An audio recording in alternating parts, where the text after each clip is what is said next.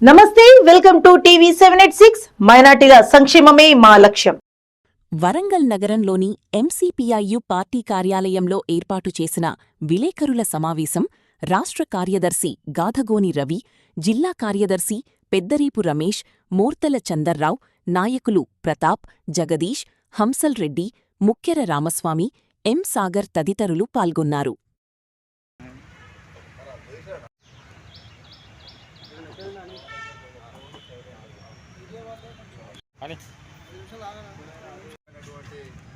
స్వాగతం చెప్తూ ధన్యవాదాలు చెప్తూ ఈరోజు కేంద్ర రాష్ట్ర దేశంలో రాష్ట్రంలో రాజకీయ పునరేకీకరణలు జరుగుతున్నటువంటి నేపథ్యంలో కమ్యూనిస్టుల యొక్క పనిచేసినటువంటి నేపథ్యం మీ అందరికీ తెలుసు.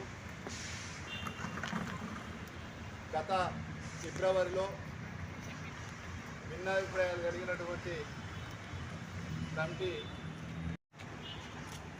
దాంట్లో భాగంగానే రాష్ట్రంలో కూడా రెండు కమిటీలుగా ఉండి పనిచేస్తున్నటువంటి రాష్ట్రంలో కూడా ఏకీకరణ పూర్తి చేసుకోవాలని చెప్పి మే 22, 23, 24 తేదీలో పంజాబ్ చండీగఢ్లో జరిగినటువంటి పార్టీ కేంద్ర కమిటీ సమావేశాల్లో ఏకీకరణ రాష్ట్ర నిర్మాణ సదస్సు మన చింతల్ బ్రిడ్జి దగ్గర ఉండబడినటువంటి అల్పాహార ఫంక్షన్ హాల్లో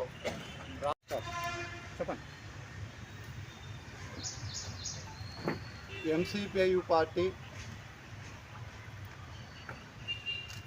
2018 నుంచి కొన్ని భిన్నాభిప్రాయాలు కలిగి రెండు కమిటీలుగా పనిచేయడం అనేది జరిగింది. ఇది సరైనటువంటి ప్రయాణం కాదు.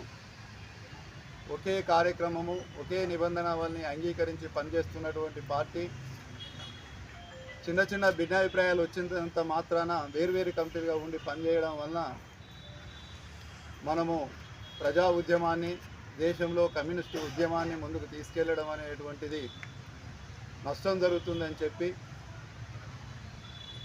ఈ మధ్యకాలంలో ఫిబ్రవరి 23, 24 తేదీల్లో రాజస్థాన్ జోధ్పూర్లో ఆల్ ఇండియా ఏకీకరణ సదస్సు జరిగింది.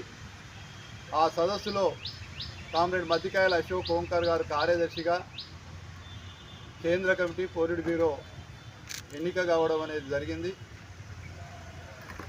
చండీగఢ్లో మే 22, 23, 24 తేదీలో కేంద్ర కమిటీ సమావేశం జరిపి రాష్ట్రాలలో కూడా ఏకీకరణ సదస్సులు జరిపి ఒకే రాష్ట్ర కమిటీ, ఒకే రాష్ట్ర కార్యదర్శి ఎన్నికను చేసుకోవాలని చెప్పి కేంద్ర కమిటీ ఇచ్చిన పిలుపులో భాగంగా ఈ నెల 29వ తేదీన తెలంగాణ రాష్ట్ర ఎంసీపీఐయు పార్టీ ఏకీకరణ రాష్ట్ర నిర్మాణ సదస్సును మన చింతల్ బ్రిడ్జి దగ్గర ఉండబడినటువంటి అల్పాహారం ఫంక్షన్ హాల్లో నిర్వహించడం జరుగుతూ ఉంది.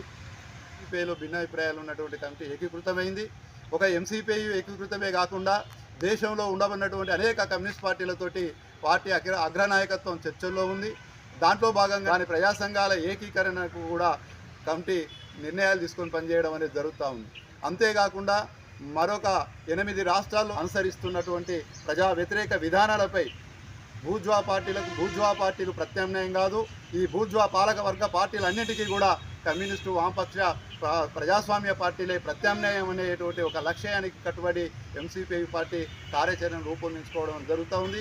29 తర్వాత మరింత తెలంగాణ రాష్ట్రంలో ప్రజా ఉద్యమాల్ని, ప్రజా పోరాటాల్ని బలోపేతం చేసుకునేటువంటి లక్ష్యంతో ముందుకు వెళ్ళాలని చెప్పి ఈ యొక్క రాష్ట్ర ఏకీకరణ సదస్సును విజయవంతం చేయాలని చెప్పి ఇవి ఇప్పటి వరకున్న అప్డేట్స్. మరిన్ని అప్డేట్స్ కోసం స్టే ట్యూన్డ్ విత్ టీవీ 786.